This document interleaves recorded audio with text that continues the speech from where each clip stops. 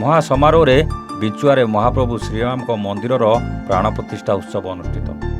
ଫୁଲ ଗେରୁଆ ପତାକା ସହ ସୁନ୍ଦର ଆଲୋକ ତୋରଣରେ ଅଯୋଧ୍ୟା ସାଜିଛି ବିଞ୍ଚୁଆ ଗାଁ। ମୟୂରଭଞ୍ଜ ଜିଲ୍ଲା ବହଳଦା ବ୍ଲକର ବିଞ୍ଚୁଆ ଗ୍ରାମରେ ମହାପ୍ରଭୁ ଶ୍ରୀରାମଚନ୍ଦ୍ରଙ୍କ ଭବ୍ୟ ମନ୍ଦିର ପ୍ରାଣ ପ୍ରତିଷ୍ଠା ଉତ୍ସବ ମହାସମାରୋହରେ ଅନୁଷ୍ଠିତ ହୋଇଯାଇଛି।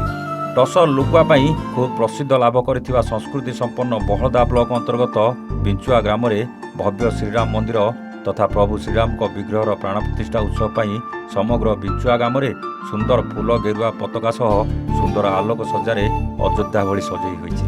ମହାପ୍ରଭୁ ଶ୍ରୀରାମଙ୍କ ଆଗମନରେ ଗ୍ରାମର ଆବାଳ ବୃଦ୍ଧ ବନିତା ଖୁବ୍ ଉତ୍ସାହ ଓ ଉଦ୍ଦୀପନା ମଧ୍ୟରେ ଚଳଚଞ୍ଚଳ ହୋଇପଡ଼ିଛନ୍ତି।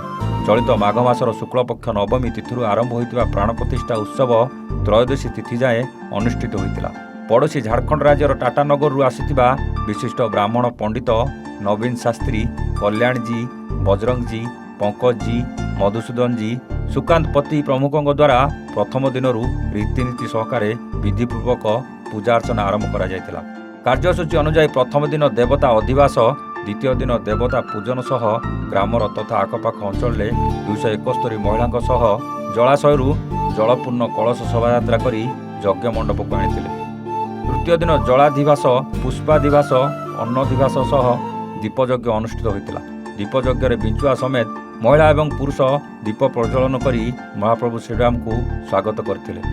ଚତୁର୍ଥ ଦିନ ମହାପ୍ରଭୁ ଶ୍ରୀରାମ, ମାତା ସୀତା, ପ୍ରଭୁ ଲକ୍ଷ୍ମଣ, ଭକ୍ତ ହନୁମାନଙ୍କୁ ମହାସ୍ନାନ କରାଯାଇ ଶୋଭାଯାତ୍ରାରେ ନଗର କୀର୍ତ୍ତନ ସହ ଗ୍ରାମ ପରିକ୍ରମା କରାଯାଇଥିଲା। ଅପରାହ୍ନରେ ଘୃତଯଜ୍ଞ ଅନୁଷ୍ଠିତ ହୋଇଥିଲା। ପଞ୍ଚମ ଦିନ ମହାପ୍ରଭୁ ଶ୍ରୀରାମଙ୍କ ସହ ମାତା ସୀତା, ଭ୍ରାତା ଲକ୍ଷ୍ମଣ ଓ ମହାବୀର ହନୁମାନଙ୍କ ବିଗ୍ରହକୁ ବୃନ୍ଦାବନରୁ ଆସିଥିବା ଶ୍ରୀ ଚୈତନ୍ୟ ଭାରତୀ ଆଶ୍ରମର ସନ୍ଥ ସନତ ସୁଜାତା ନନ୍ଦ ଦାସ ମହାରାଜ, ଶ୍ରୀ ଦୀନବନ୍ଧୁ ଦାସ ମହାରାଜ ଓ ଦୟାନିଧି ମହାରାଜଙ୍କ ଭଳି ବୈଦିକ ପଣ୍ଡିତ ବ୍ରାହ୍ମଣଙ୍କ ଦ୍ୱାରା ବିଧିବିଧାନ ପୂର୍ବକ ନୀତିକାନ୍ତିରେ ପ୍ରାଣ ପ୍ରତିଷ୍ଠା କରାଯାଇଥିଲା।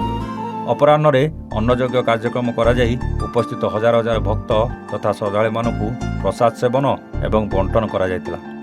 ମୟୂରଭଞ୍ଜରୁ ପ୍ରବୋଧ ଦାସଙ୍କ ରିପୋର୍ଟ, A1 ଓଡ଼ିଶା।